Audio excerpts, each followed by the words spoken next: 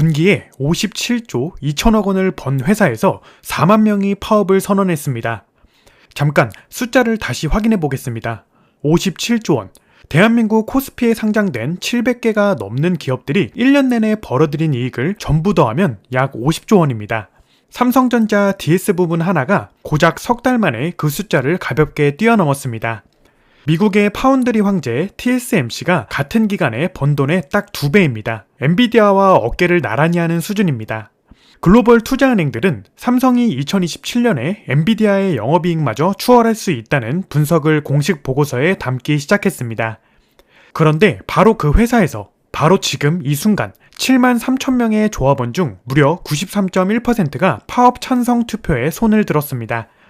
노조 위원장은 공개적으로 이렇게 선언했습니다. 우리가 18일을 멈추면 18조 원의 공백이 생긴다. 5월 21일부터 6월 7일까지 18일간의 전면 파업이 예고된 상태입니다. 삼성전자 창사 57년 역사에서 단 한 번도 없었던 일이 2026년에 두 번째로 벌어지려 하고 있습니다. 여러분은 지금 이 장면이 이해되십니까? 역대 최대 이익을 내는 회사, 분기 이익이 57조 원인 회사, 대한민국 수출의 엔진이 본격적으로 다시 살아난 바로 그 순간에 공장이 멈출 위기에 처해 있습니다. 오늘 저는 이 역설의 실체를 파헤칩니다. 단순히 노조가 무리한 요구를 한다거나 사측이 탐욕스럽다는 이야기가 아닙니다. 이 갈등의 배후에는 삼성전자가 지난 3년간 겪어온 극적인 죽음과 부활의 서사가 있고 그 서사가 끝나지 않았기 때문에 지금 이 싸움이 벌어지고 있는 것입니다. 끝까지 보시면 왜 이 파업이 여러분의 계좌에 대한민국 경제 전체에 직결될 문제인지 정확히 이해하게 될 겁니다. 지금 삼성전자가 57조 원을 버는 회사라는 사실만 알고 이 갈등을 보면 아무것도 이해할 수 없습니다. 이 싸움의 뿌리를 보려면 3년 전으로 거슬러 올라가야 합니다.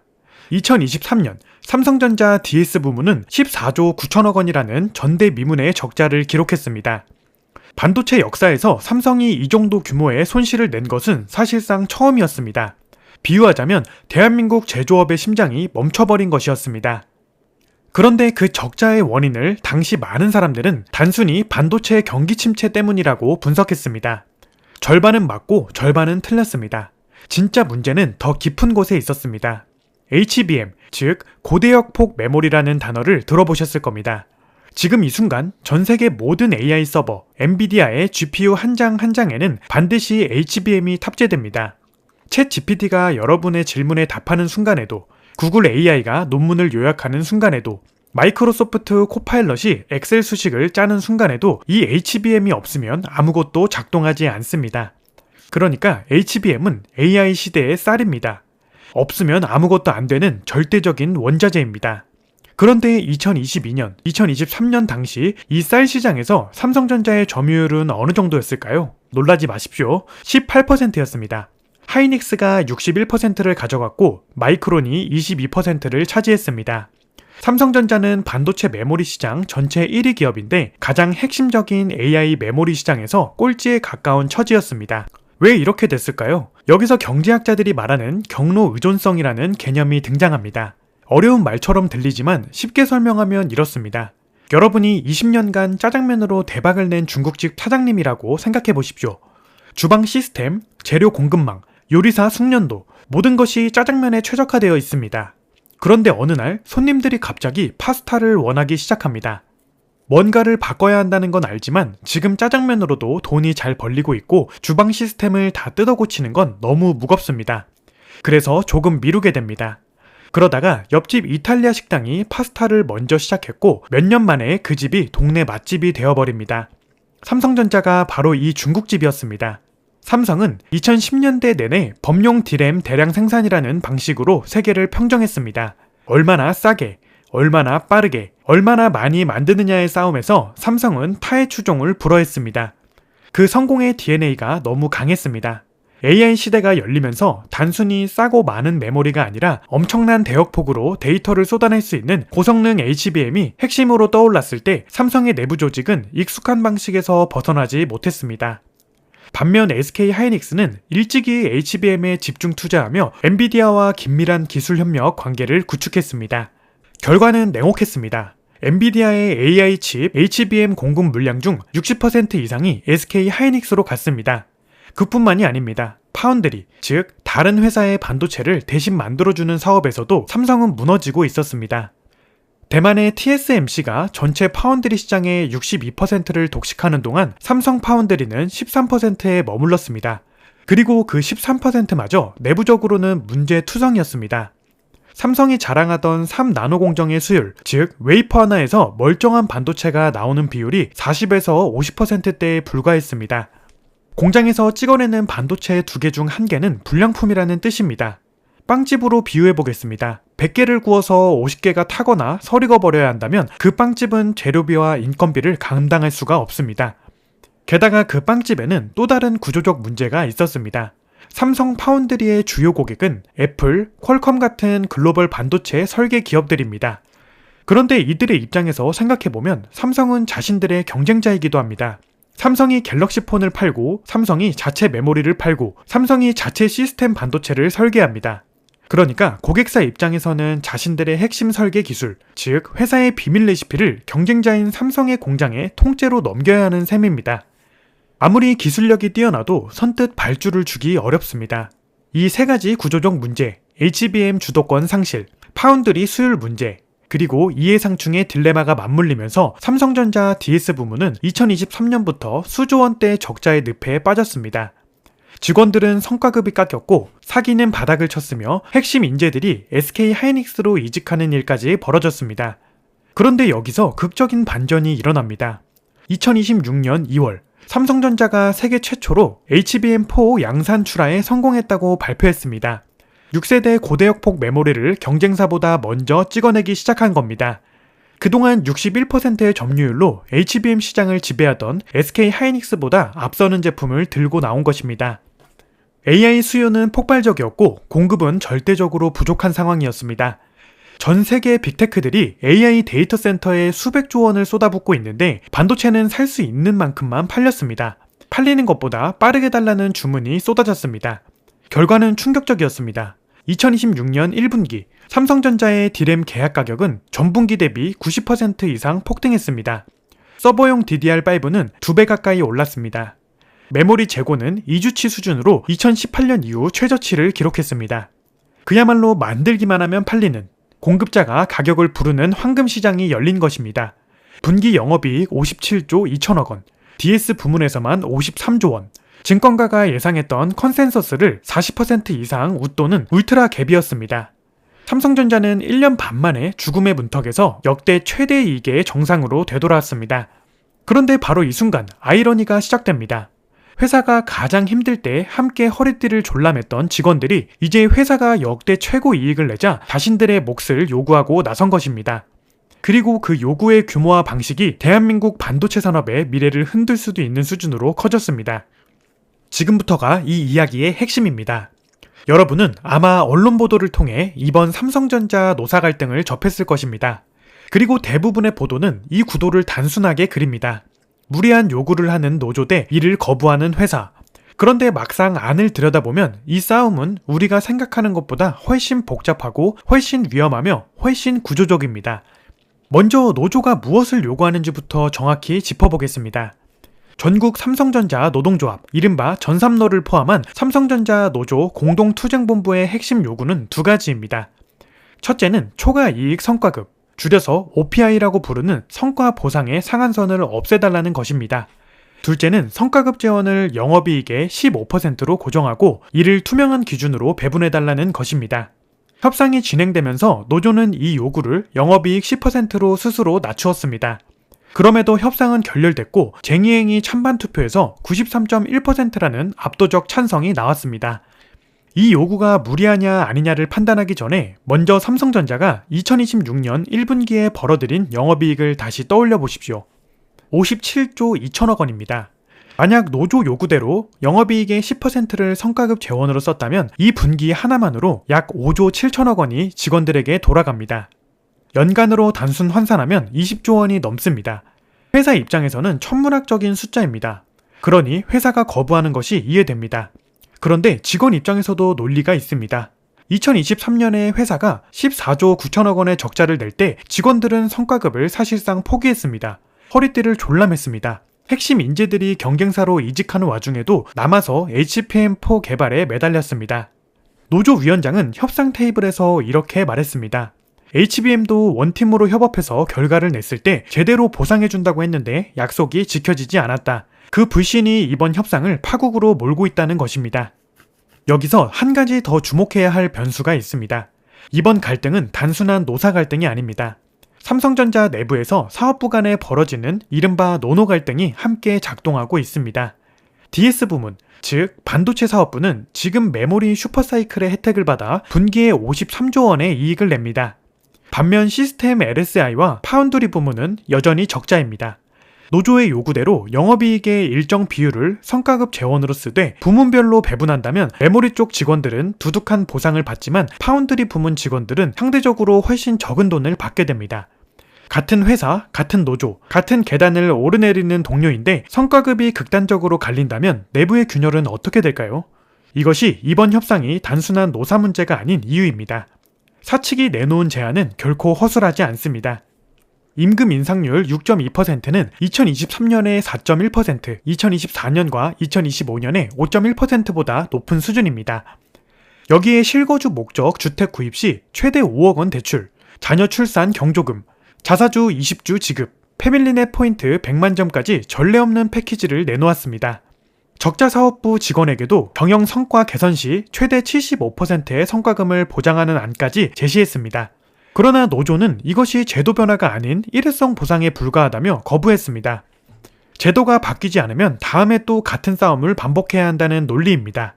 결국 협상은 타결되지 않았고 전삼로는 5월 21일부터 6월 7일까지 18일간의 전면 파업을 예고했습니다. 삼성전자 창사 57년 역사에서 두 번째 파업입니다. 2024년의 첫 번째 파업 때는 25일간 지속됐습니다. 당시 생산 차질은 일부 발생했지만 치명적이지는 않았습니다. 그런데 이번엔 상황이 다릅니다. 그때는 회사가 적자를 내고 있었고 시장도 침체기였습니다. 지금은 메모리 슈퍼사이클이 절정을 향해 달리는 시점에 파업이 예고돼 있습니다. 노조 위원장은 직접 이 숫자를 말했습니다. 우리가 18일을 멈추면 18조 원의 공백이 생긴다. 하루에 약 1조 원이 사라진다는 계산입니다. 단순한 엄포가 아닙니다. HBM 시장은 지금 공급이 절대적으로 부족한 상태입니다. 납기를 맞추지 못하면 글로벌 빅테크들의 AI 데이터 센터 투자 일정이 흔들릴 수 있습니다. 장기 공급 계약이 훼손될 수도 있습니다. 글로벌 주요 투자은행들은 파업 장기화 시 삼성전자의 연간 영업이익이 큰 폭으로 줄어들 수 있다는 분석을 담은 보고서를 내놓고 있습니다. 이쯤 되면 이런 생각이 드실 수 있습니다. 회사가 57조 원을 버는데 노조와 좀 타협하면 되지 않느냐. 그런데 문제는 그게 끝이 아니라는 것입니다. 지금 당장 파업을 막는다 해도 삼성전자 앞에는 훨씬 더 크고 구조적인 위기가 기다리고 있습니다. 지금부터 드리는 이야기는 삼성전자 주가를 갖고 계신 분들, 대한민국 경제의 미래에 관심 있으신 분들 모두가 반드시 알아야 하는 내용입니다. 주의 깊게 들어주십시오. 분기 영업이익 57조 원. 이 숫자만 보면 삼성전자는 완벽하게 부활한 것처럼 보입니다. 실제로 많은 언론이 삼성 반도체의 화려한 귀환이라는 헤드라인을 뽑았습니다. 하지만 이 이야기에는 조심해야 할 단서가 붙습니다. 첫 번째 단서는 이것입니다. 57조 원의 이익 중 메모리 부문이 사실상 전부를 만들어냈다는 사실입니다. 파운드리 부문은 2026년 1분기에도 여전히 적자를 기록한 것으로 추정됩니다. 다만 적자폭이 기존 2조 원대에서 1조 원 안팎으로 절반가량 줄었다는 점은 긍정적입니다. 업계에서는 올해 4분기 파운드리 부문의 흑자 전환 가능성을 조심스럽게 거론하기 시작했습니다. 하지만 파운드리 시장 전체의 구도를 보면 이야기가 달라집니다. TSMC는 글로벌 파운드리 시장에서 70%가 넘는 점유율을 확보하며 독주를 이어가고 있습니다. 그리고 이 격차는 시간이 갈수록 줄어드는 게 아니라 오히려 벌어지는 추세입니다. 시장이 커져도 TSMC로 쏠림이 가속화되는 구조입니다. 삼성 파운드리의 점유율은 7% 안팎에 불과합니다. 더 넓게 패키징까지 포함한 이른바 파운드리 2.0 기준으로 보면 삼성의 점유율은 4% 수준으로 더 낮아지고 순위도 6위까지 내려갑니다. 물론 삼성 파운드리에도 희망의 신호는 있습니다. 2025년 테슬라와 무려 22조 7천억 원 규모의 장기 파운드리 수주 계약을 체결했습니다. 약 10년 만에 애플로부터 이미지 센서 주문도 받았습니다. 텍사스 테일러 공장을 중심으로 미국 내 생산 거점을 강화하며 지정학적 리스크 분산을 원하는 미국 기업들을 유치하는 전략도 서서히 효과를 내고 있습니다. 구글, AMD와의 2나노 공정 기반 AI 칩 양산 협력도 진행 중입니다. 그러나 여기서 중요한 질문을 던져야 합니다. 왜 삼성전자는 이렇게 어마어마한 돈을 국내 평택에 투자하는 대신 미국 텍사스 테일러 공장에 쏟아붓고 있을까요? 이것이 단순히 삼성의 전략적 선택이라고 생각한다면 절반밖에 본 것이 아닙니다. 테일러 공장의 총 투자 규모는 우리 돈으로 약 36조 원, 달러로 환산하면 250억 달러에 달합니다. 이 거대한 돈의 흐름 뒤에는 미국의 반도체 자국화 전략이 있습니다. 미국 정부는 반도체 공급망을 중국으로부터 분리하고 핵심 반도체 생산 시설을 자국 영토 안에 유치하기 위해 천문학적인 보조금과 세제 혜택을 내걸고 있습니다. TSMC는 애리조나에 145조 원 규모의 투자 계획을 발표했습니다. 삼성 역시 이 흐름에서 자유롭지 않습니다. 미국과의 관계를 유지하기 위해 그리고 미국 기업들의 수주를 따내기 위해서는 미국 땅 위에 생산 설비를 갖춰야 한다는 압박을 받고 있는 것입니다. 이 압박의 실체를 좀 더 직접적으로 말씀드리겠습니다. 삼성이 한국 평택에 투자할 수 있었던 재원의 일부가 미국 텍사스로 빠져나가고 있다는 뜻입니다. 삼성 입장에서는 한 회사가 두 나라의 국가 전략을 동시에 떠받쳐야 하는 상황에 놓여 있습니다. 대한민국은 삼성에게 좋은 일자리와 세수를 기대합니다. 미국은 삼성에게 공장과 기술을 요구합니다. 이 두 압박이 동시에 작동하는 상황에서 삼성의 경영자원 배분은 갈수록 어려워집니다. 두 번째 단서는 HBM 시장의 현실입니다. 앞서 삼성이 HBM4 세계 최초 양산에 성공했다고 말씀드렸습니다. 이건 맞습니다. 대단한 성과입니다. 그런데 엔비디아의 차세대 AI 플랫폼 베라 루빈에 탑재될 HBM4 물량 중 약 70%는 여전히 SK 하이닉스로 배정된 것으로 알려지고 있습니다. 삼성이 나머지 30%를 두고 마이크론과 경쟁해야 하는 상황입니다. 완전히 돌아온 것이 아닙니다. 아직 2등 혹은 2.5등에 가깝습니다. 이 격차를 줄이기 위해 삼성은 올해 하반기 HBM4E라는 7세대 제품의 샘플을 엔비디아, AMD, 브로드컴에 전달할 예정입니다. 이 HBM4의 검증 결과가 향후 삼성의 HBM 시장 점유율을 결정하는 결정적인 분수령이 될 것입니다. 세 번째 단서는 거시 변수입니다. 지금 이 메모리 슈퍼사이클을 떠받치는 기반은 전 세계 빅테크들의 AI 인프라 투자입니다. 마이크로소프트, 구글, 아마존, 메타가 쏟아붓는 데이터 센터 투자가 HBM 수요를 만들어내고 그 수요가 삼성의 57조 원 이익을 만들어내고 있습니다. 이 투자의 흐름이 계속된다면 삼성의 이익도 계속 성장할 수 있습니다.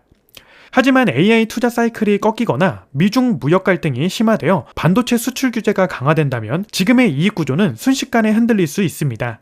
실제로 대한민국의 수출 지표를 보면 반도체와 컴퓨터 수출이 각각 787%, 1183% 급증하며 다른 분야의 감소를 메우고 있습니다.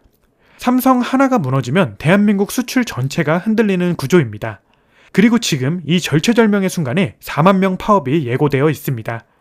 파업이 실제로 진행된다면 어떤 일이 벌어질까요? 18일 동안 하루 1조 원, 최소 10조 원에서 18조 원의 생산 차질이 발생합니다.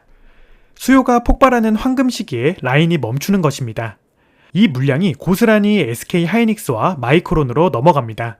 한 번 빼앗긴 시장 점유율은 되찾기가 몇 배로 어렵습니다. 고객사는 일정 차질을 이유로 대한 공급선을 강화합니다. 장기 공급 계약 협상에서 삼성의 협상력이 약해집니다. 파업 한 번에 여진이 수년간 이어질 수 있습니다. 이것이 지금 삼성전자 노사 갈등을 단순히 직원들이 성과급 더 달라고 떼쓴 이야기로 봐서는 안 되는 이유입니다. 이 싸움의 결과는 삼성전자 주주들의 계좌에 직접 찍히고 한국 수출 성적표에 찍히고 여러분이 사는 나라의 경제 체력에 찍힙니다. 이제 이 거대한 서사의 마지막 장을 펼칩니다. 지금까지의 이야기를 한 줄로 정리해 보겠습니다. 삼성전자는 죽음의 문턱에서 극적으로 살아 돌아왔지만 돌아온 자리에는 세 개의 칼이 기다리고 있습니다. 노조의 파업, 파운드리 구조적 열세, 그리고 미중 패권 전쟁이라는 지정학적 압박. 이 세 개의 칼 중 하나라도 잘못 맞으면 지금의 화려한 반등은 반쪽짜리로 끝날 수 있습니다. 그렇다면 삼성전자는 지금 무엇을 해야 하는가? 그리고 이재용 회장은 이 국면을 어떻게 돌파하려 하는가? 이 질문의 답을 찾으려면 먼저 이 위기의 본질을 정확히 봐야 합니다. 많은 사람들이 이번 노사 갈등을 두고 노조의 탐욕이라거나 사측의 오만이라는 식으로 한쪽의 책임을 돌립니다. 그런데 구조를 들여다보면 어느 쪽도 완전히 틀리지 않았습니다. 직원들의 요구에는 나름의 논리가 있고 사측의 거부에도 이유가 있습니다. 문제는 이 두 논리가 충돌하는 지점에 회사의 미래가 달린 자원 배분 문제가 있다는 것입니다. 회사가 성과급 상환을 폐지하지 못하는 가장 큰 이유는 단순히 돈이 아깝기 때문이 아닙니다. HBM4E 개발, 이나노 파운드리 공정 고도화, 텍사스 테일러 공장 램프업, 차세대 AI 메모리 연구 개발. 지금 이 순간 삼성이 돈을 쏟아부어야 할 곳이 한두 군데가 아닙니다. 반도체 기술 전쟁은 속도 싸움이고 속도 싸움에서 이기려면 지금 이익이 나는 시기에 다음 세대의 기술에 최대한 빠르게 투자해야 합니다. 성과급 재원을 대폭 늘리면 그만큼 투자 여력이 줄어들고 결국 몇 년 뒤 다시 경쟁에서 뒤처지는 악순환이 시작될 수 있다는 게 사측의 논리입니다. 반면 노조 입장에서는 이 논리가 과거에도 똑같이 반복됐다는 게 문제입니다.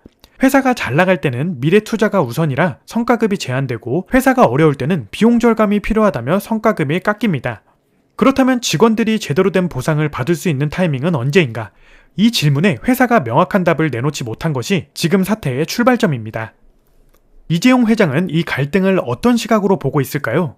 이 회장은 오랜 법적 공방 끝에 경영에 복귀한 이후 일관되게 강조해온 메시지가 있습니다. 삼성이 왜 삼성인지 다시 보여주면 된다. 그리고 그 방법은 기술로 증명하는 것이라는 입장입니다. 실제로 이 회장은 HBM4 세계 최초 양산 성공, 테슬라 파운드리 수주, 애플 이미지 센서 재수주 등이 이번 반등의 씨앗을 뿌린 결정들의 배경에 있었습니다.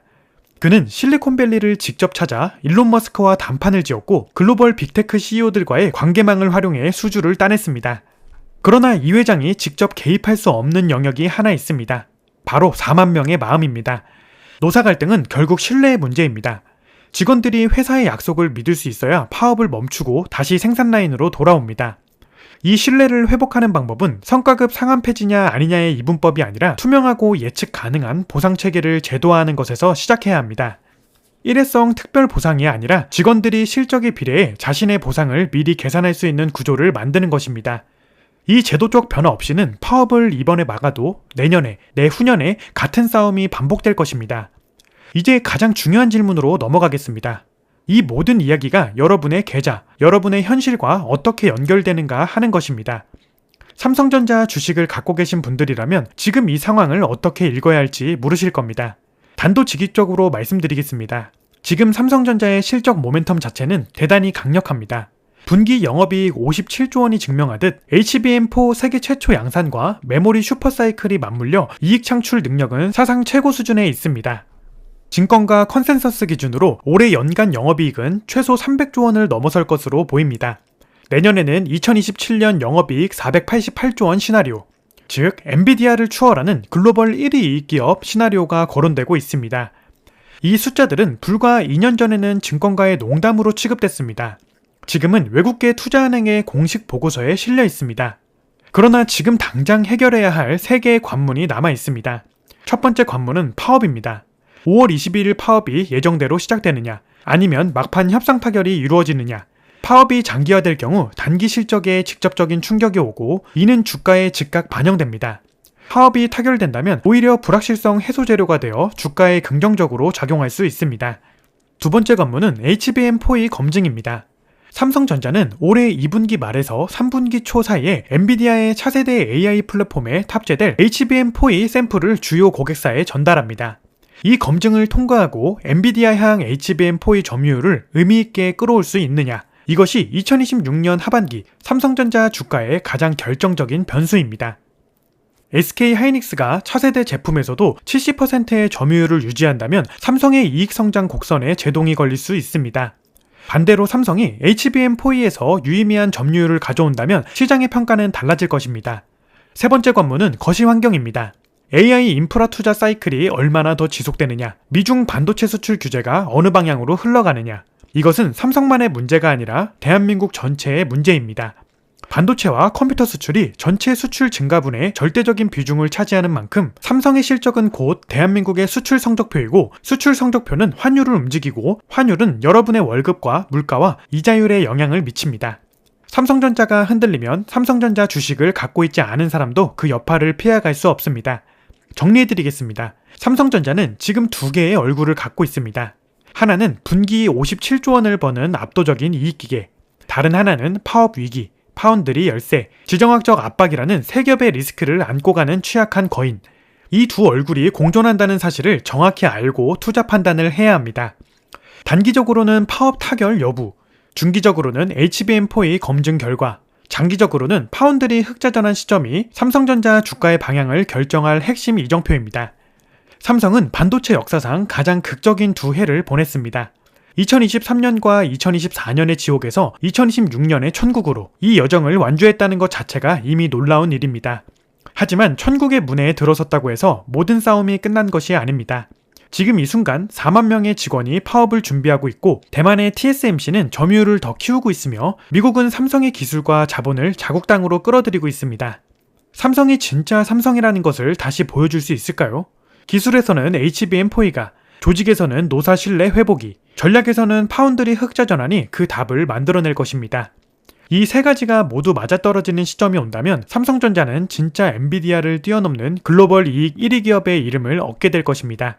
그 시점이 언제냐가 지금 가장 중요한 질문입니다.